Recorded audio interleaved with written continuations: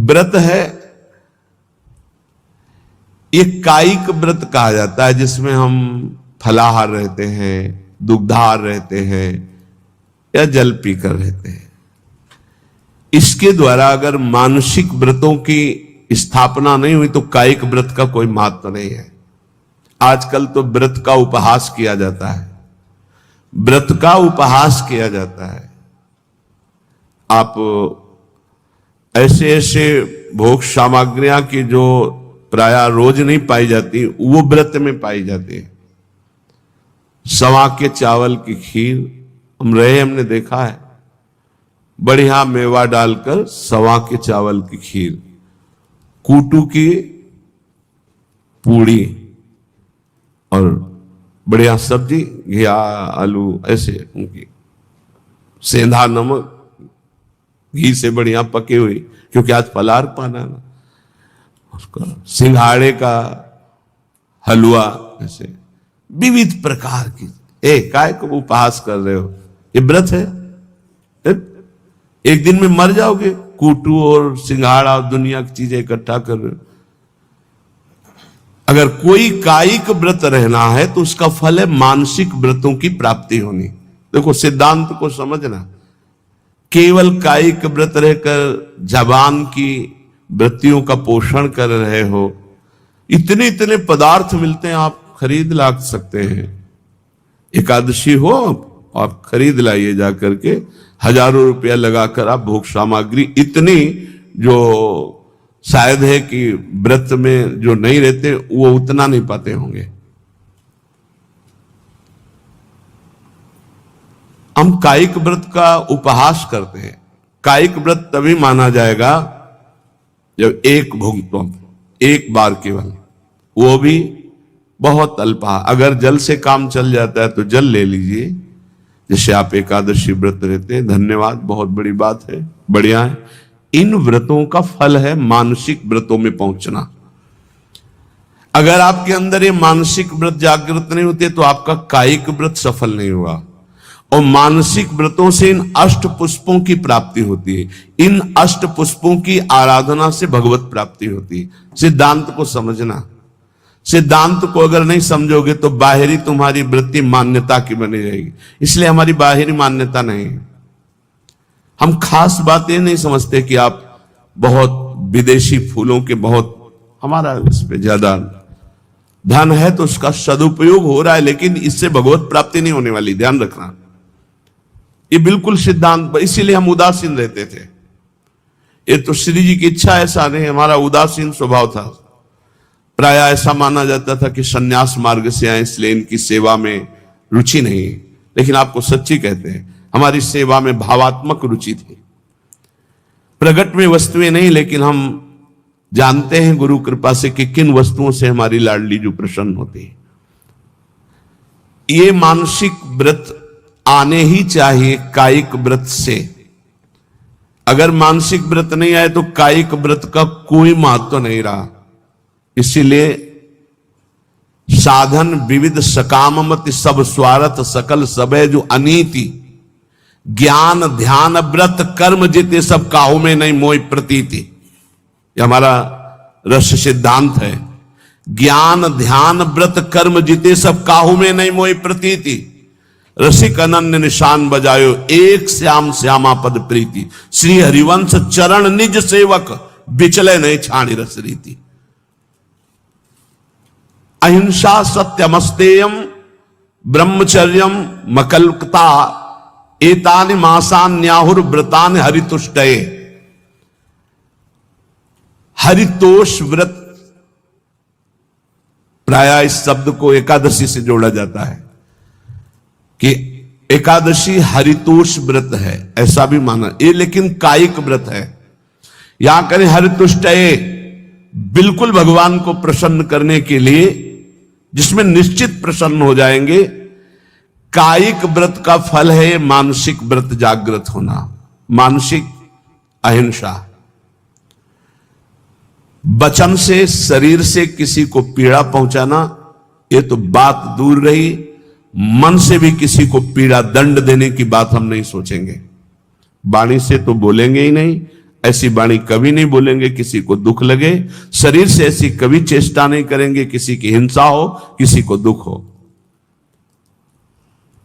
मन से संकल्प प्राय सब लोग कर लेते हैं, भोगे गए नहीं।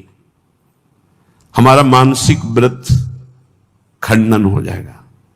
ये बहुत बड़ा व्रत है, इससे भगवान की प्राप्ति होती है। अहिंसा परमो तपः, परम तपस्या है, परम व्रत है अहिंसा। मन से, वचन से, शरीर से, किसी भी तरह से किसी को दुख ना पहुंचाना अहिंसा है। हमको कोई दुख पहुंचाता है, हम उसे सह लेते हैं। वो आगे आएगा इसी प्रसंग में। ये बहुत अमृतमय वचन है। यही नैष्ठिक ब्रह्मचर्य में इन्हीं की शिक्षा हुई थी, गुरुजनों से इन्हीं की शिक्षा हुई। इसीलिए बाहरी बातों पर हमारा ज्यादा महत्व नहीं रहा कि अमुक वस्तु प्रभु को भोग लगानी है, अमुक वस्तु प्रभु को की प्रसन्नता होती इन आंतरिक महान लक्षणों से। प्रभु को भोग लगानी है, अमुक वस्तु प्रभु को देनी, इस पर ज्यादा ध्यान से इन्हीं की शिक्षा हुई। इसीलिए बाहरी बातों पर हमारा ज्यादा महत्व नहीं रहा कि अमुक वस्तु प्रभु को भोग लगानी है, अमुक वस्तु प्रभु को देनी, इस पर ज्यादा ध्यान नहीं रहा। ध्यान रहा कि प्रभु की प्रसन्नता होती इन आंतरिक महान लक्षणों से। अगर ये लक्षण नहीं होंगे तो बाहरी, फिर तो बड़े बड़े सेठ लोग, धनी मानी लोग प्रभु को रिझा लेंगे ना, क्योंकि उनके पास बहुत सी भोग सामग्री है। लेकिन कभी कदापि ऐसा नहीं पाया गया। प्रभु को रिझाने के लिए यही पाया गया। पहला है मानसिक व्रत अहिंसा, फिर दूसरा है सत्यम। सत्य कौन है? प्रभु सत्य है। भगवान को सत्य नारायण कहा गया, भगवान को सच्चिदानंद रूपाय, सच्चित आनंद रूपाय कहा गया। सत्य है प्रभु। यदि हम प्रभु का नाम जप कर रहे हैं, प्रभु के चरणों का आश्रय लिए हैं, तो हम सत का आश्रय लिए हैं, सत का जप कर रहे हैं। यदि संतों का संग करें तो सत संग कर रहे हैं। हमारे अंदर सत विचार हैं, हमारी सत क्रियाएं हैं, तो हमारी वाणी भी झूठ नहीं बोलनी चाहिए। सत भाषण है, सत संभाषण है, सत वार्ता है, वो सत है, वो सत्य है। ये मानसिक व्रत हैं। अगर ये व्रत नहीं है तो कायिक व्रत का कोई महत्व नहीं होगा, क्योंकि कायिक व्रत का, शारीरिक तप का फल है मानसिक में आना। जैसे प्रगट सेवा का फल है मानसिक सेवा में आना, जैसे देह भाव की क्रियाओं का फल है देह भाव रहित होकर स्वरूप में स्थित होना। ये आंतरिक बातें समझो, सिद्धांत जो परम पद प्राप्ति का है। तीसरा है अस्तेयम, किसी की भी कभी कोई वस्तु ना उठाना, चोरी ना करना। जैसे माना कि मार्ग में तो आपका क्या अधिकार है? आप वैष्णव हैं, बिल्कुल वैसे ही पड़ा रहने दो, या आसपास कोई हो तो अपना उठा लेगा, कोई वहां से निकलेगा पूछेगा तो उसको मिल जाएगा। अगर हम उठा लिया तो हम दूर जा रहे हैं, अब वहां वो लौट के आएगा, वस्तु नहीं मिलेगी। आसपास पूछेगा तो वहां नहीं मिलेगा। हमारा कर्तव्य बनता है हम बिल्कुल उससे निरपेक्ष हो जाएं। अगर हमारी अपेक्षा बनती है तो आसपास जो दुकान है या कोई है तो उससे वहां, अगर कोई नहीं है तो आप वहीं छोड़ दीजिए। वो लौटेगा तो ले लेगा, नहीं जिसके भाग्य में होगा लेगा, हमारा अधिकार नहीं। पड़ी हुई वस्तु भी हम ना उठाएं। फिर दूसरे की चोरी करना तो हो ही नहीं सकता। चोरी कैसे कर सकता है वैष्णव होकर? अस्तेयम, ए बिल्कुल पकड़ लीजिए। अगर भगवत प्राप्ति करनी है तो कूटू और सिंघाड़ा के आटा से व्रत नहीं होता, ये व्रत होते हैं। ये कह रहे हैं मानसान न्याहुर व्रतानि हरितुष्टये, इन व्रतों से भगवान निश्चित प्रसन्न होकर आपको दर्शन दे देंगे। चौथा ब्रह्मचर्यम, ब्रह्मचर्य। ये बहुत सुंदर व्रत है, बहुत महिमाशाली व्रत है। बड़े भाग्यशाली हैं, बड़े कृपा पात्र हैं जो इस व्रत को धारण करते हैं। हम कह रहे हैं सम्यक रूप से ना धारण करो तो जैसे 15 दिन में एक बार एकादशी रहते हो, ऐसे गृहस्थी में भी व्रत धारण कर लो कि हम इतने दिनों तक ब्रह्मचर्य रहेंगे, फिर संयोग गृहस्थ धर्म के अनुसार भगवान को प्रणाम करके, देवी देवताओं को नमस्कार करके गृहस्थ धर्म की पूर्ति के लिए। अन्यथा अपने पास ऐसे 20 गृहस्थ हैं जिनकी संतानें हो गई और कसम पूर्वक ब्रह्मचर्य रह रहे हैं, हम उनको प्रणाम करते हैं। मतलब बिल्कुल कहीं 100 में 1% भी हमें अविश्वास नहीं उनके प्रति। 100 में ऐसा हो सकता है कि 90% हम कह सकते हैं, 10%, 1% भी नहीं, क्योंकि उनके आचरण और उनकी निष्ठा और उनका समर्पण बताता है और उनका चेहरा बताता है, उनके नेत्र बताते हैं कि वो ब्रह्मचर्य से हैं। बच्चे हो गए, समझ में आ गई बात कि अब हमारा उद्देश्य पूरा हुआ, गृहस्थ का परमार्थ का पूरा करते हैं। और नियम पूर्वक 20 परिवार ऐसे हैं, बहुत सुंदर ढंग से चल रहे हैं। बड़ा मुश्किल होता है इस धर्म का पालन, ये जो मानसिक व्रत हैं बहुत मुश्किल के, और इन्हीं से भगवत प्राप्ति होती है। ब्रह्मचर्य, इसमें महत्व बुद्धि रखने से रहा जा सकता है। ब्रह्मचर्य का महत्व, वीर शक्ति का महत्व जिसके हृदय में जागृत हो गया, चाहे स्त्री शरीर हो चाहे पुरुष शरीर हो, भगवत प्राप्ति के महत्व का प्रकाश इसी ब्रह्मचर्य से होता है। सच्ची मानना, ये जो आपका मन निरुत्साहित हो जाना, शरीर में पीड़ाएं होना, समय से दिनचर्या ना हो, ये जो आपका मन निवृत्ति का महत्व जिसके हृदय में जागृत हो गया, चाहे स्त्री शरीर हो चाहे पुरुष शरीर हो, भगवत प्राप्ति के महत्व का प्रकाश इसी ब्रह्मचर्य से होता है। सच्ची मानना, ये जो आपका मन निरुत्साहित हो जाना, शरीर में पीड़ाएं होना, समय से दिनचर्या ना होना, प्रमाद स्थितियों का बढ़ना, कई जगह अंगों में पीड़ाएं होना, ये कई त्रुटियां होती हैं, इससे जो ये परेशानी आती। अगर ब्रह्मचर्य है तो आप जैसे अग्नि में भूमि पे चलना हो तो कैसे चलेंगे, ऐसी उसकी चाल होने लगती है। इतनी तीव्रता, इतनी उज्ज्वलता, इतनी उसमें चेतना शक्ति जागृत होती है कि हर काम में उत्साह, रात दिन मेहनत करने पर भी कभी थकान नहीं, नींद न लेने पर भी प्रमाद आलस्य नहीं। बहुत से महान सद्गुण ब्रह्मचर्य में चले। आज के डॉक्टर जन जो शास्त्र को नहीं जानते, वो कहते हैं ब्रह्मचर्य छीण करो नरक मिलेगा जैसी शिक्षा दोगे। ये प्रश्न उत्तर देने वाला अगर चूक कर जाए तो नरक मिलता है, ध्यान रखना। ऐसा नहीं कि एकांतिक में प्रश्न जो करे उत्तर मनमानी दे दो तो उत्तर देने वाले को नरक मिलेगा, क्योंकि तुमने जो बोला है वो स्वीकार किया जा रहा है समाज में, तो तुमको अगर ज्ञान नहीं तो उत्तर दे दिया तो नरक मिलेगा। ये बिना शास्त्र सम्मत उत्तर देने वाले, इनकी नारकी गतियां होती है। अब आपने शारीरिक संविधान का ज्ञान प्राप्त किया है तो आप भागवतिक संविधान को मानने की चेष्टा करें। आप भागवतिक संविधान का खंडन न करें। आप केवल शरीर के अंगों का ज्ञान प्राप्त किया है कि कौन सा अंग कैसे क्या चलता है, लेकिन ब्रह्मचर्य पर बोलने की सामर्थ्य तुम्हारी नहीं। तुम ब्रह्म के ज्ञाता नहीं हो, तुम शास्त्र के ज्ञाता नहीं हो, तुम डॉक्टर हो केवल अंगों के, शरीर के, बाह्य एक ढांचे के, वो भी सूक्ष्म शरीर के नहीं, केवल स्थूल ढांचे के हो। तो स्थूल ढांचे की आपको सुधार वाली बात बतानी है, कैसे रोग निवृत्ति होती है। ब्रह्मचर्य नाश करना, ये तुम कौन से सिद्धांत से बोलते हो, किस सिद्धांत से? छोटे छोटे नवीन अवस्था के बच्चे तुम्हारी बात मान करके और नष्ट होते चले जा रहे हैं। 8-8 बार 10-10 बार वो ऐसी चेष्टाएं करके इस दशा को प्राप्त हो गए कि सामने आके कहते हैं, एक अधिकारी का बच्चा हो, अधिकारी भी बैठे थे अपनी पोजीशन में, सिर्फ आपका वीडियो सुना तो आपको बताने आया हूं, मुझे बचा लीजिए। ऐसे बैठे तो बिल्ला लगाए, मुझे बचा लीजिए, नहीं मैं अपना शरीर दे आऊंगा। नहीं नहीं बच्चा, नहीं, बिल्कुल नहीं, तुम बिल्कुल ठीक हो जाओगे। तुम एक बार हिम्मत करो, हमारी बात को मानो। हमारे पास कोई औषधि जादू टोना नहीं, केवल हमारी बात मान लो, भगवान तुम्हें शक्ति देंगे, तुम इससे निकलो, इससे निकलो। ये ब्रह्मचर्य बहुत बड़ी अमृत वस्तु है। हमारी प्रार्थना मान लीजिए, ये मन जब बहुत, तो भगवान छूट दे देते हैं। देख लो, जब तुम्हें घृणा हो जाए, जब तुम्हें लगे कि नहीं करना चाहिए, तो मुझे बताना, मैं तुम्हें सामर्थ्य दे दूंगा।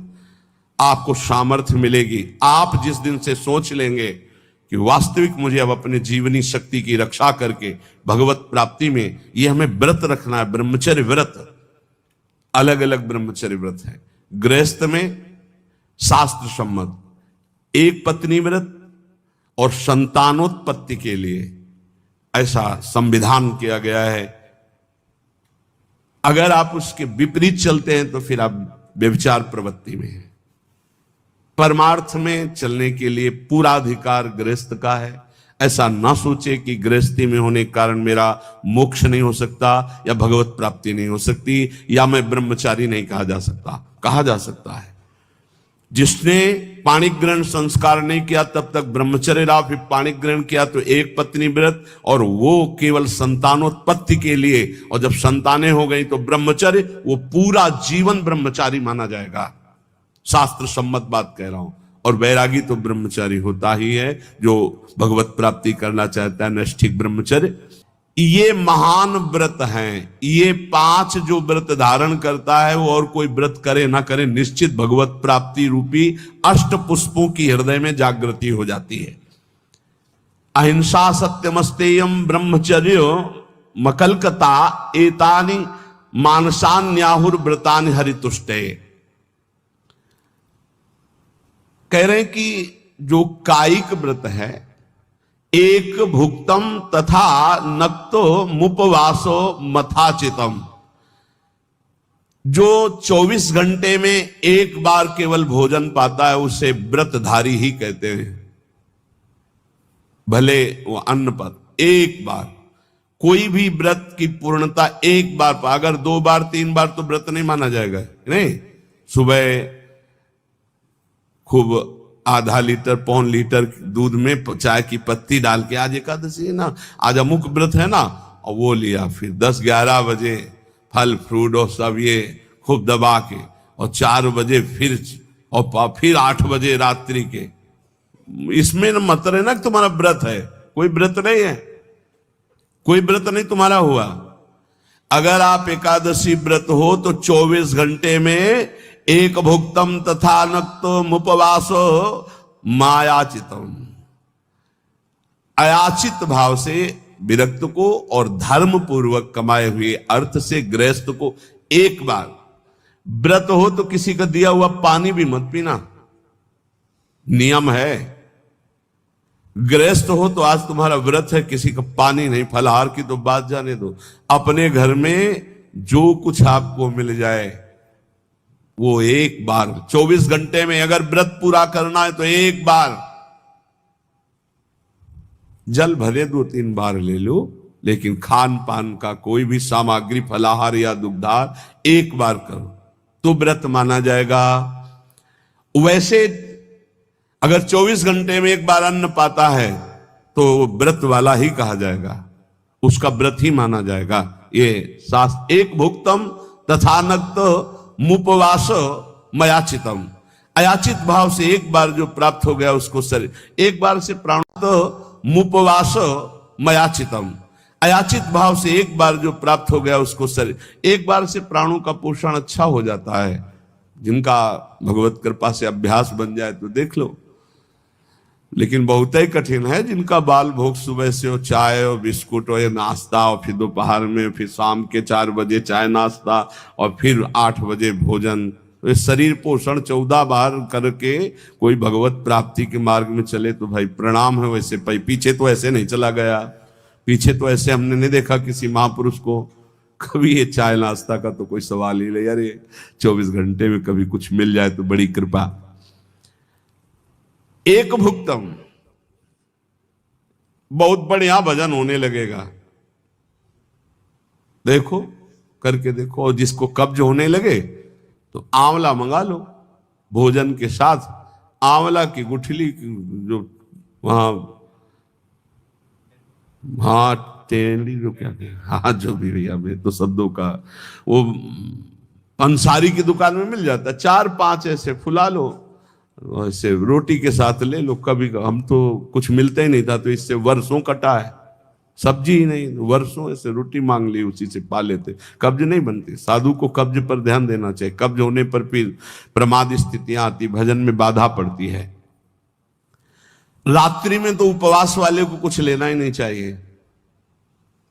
संध्या काल में, मतलब संध्या के पहले 4 बजे के लगभग एक बार ले ले, 24 घंटे रात दिन भजन, तब तो उपवास।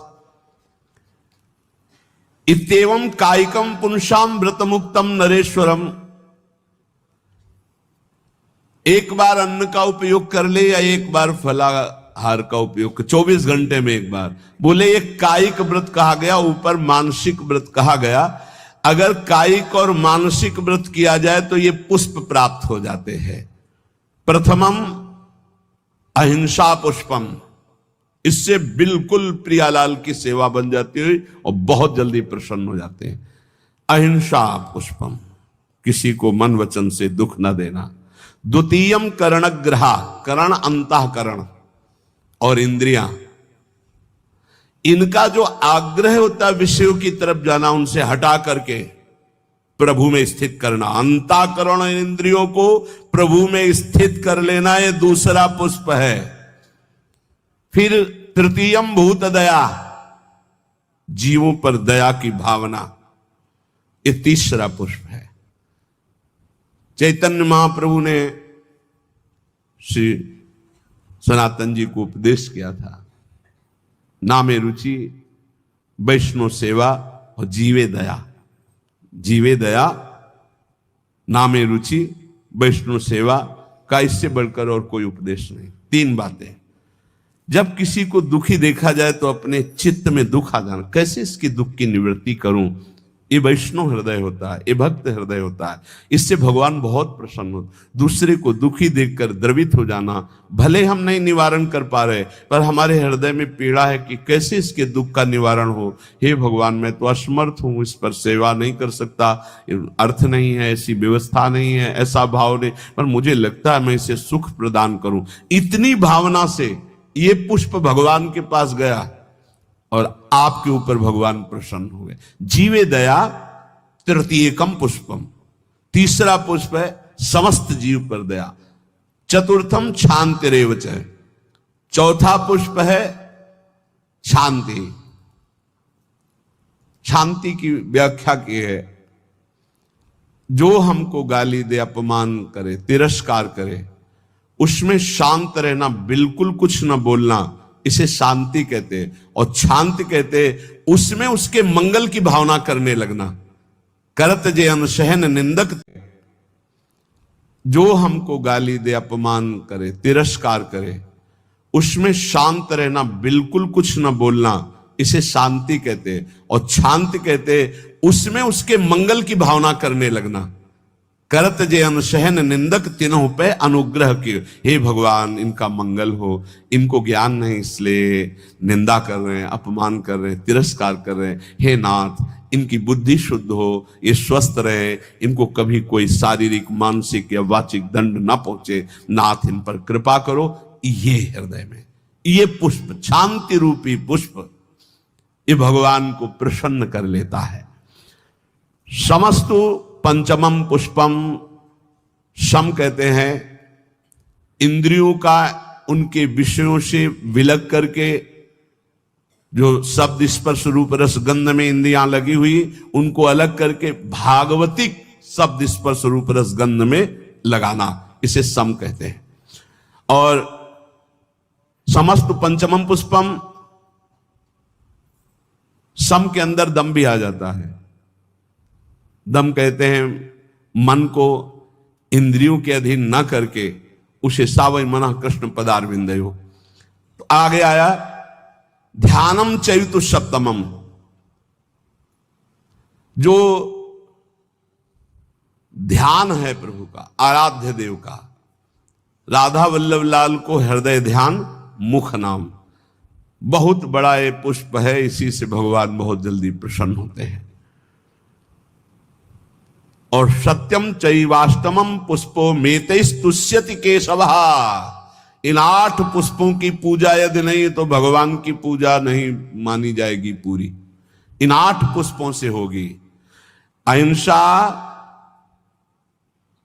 और अंतःकरण का वशीभूत होना, अर्थात अंतःकरण के अधीन न होकर उसे अपने अधीन करके भगवदाकार करना, जीवों पर दया करना, शांति, जो आपका अपमान करे उनका मंगल मनाना, शम, इंद्रियों को निर्विषय करके भगवदाकार करना, दम, मन को इंद्रियों की अधीनता से हटाकर प्रभु के चरणों के चिंतन में लगाना, ध्यान, अपने आराध्य देव के रूप का ध्यान करना, और 8वां सत्य, सत्य वचन बोलना, सत्य में स्थित रहना, सदाचरण करना, सत्संग करना, सद्भाव रखना।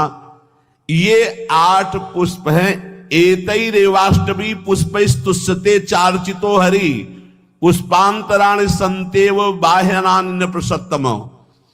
यहां कह रहे इन पुष्पों द्वारा भगवान श्री कृष्ण को संतुष्ट किया जा सकता है, अन्यथा अन्य पुष्प जो बाहर, उनसे भगवान उतना प्रसन्न नहीं होंगे जितना इन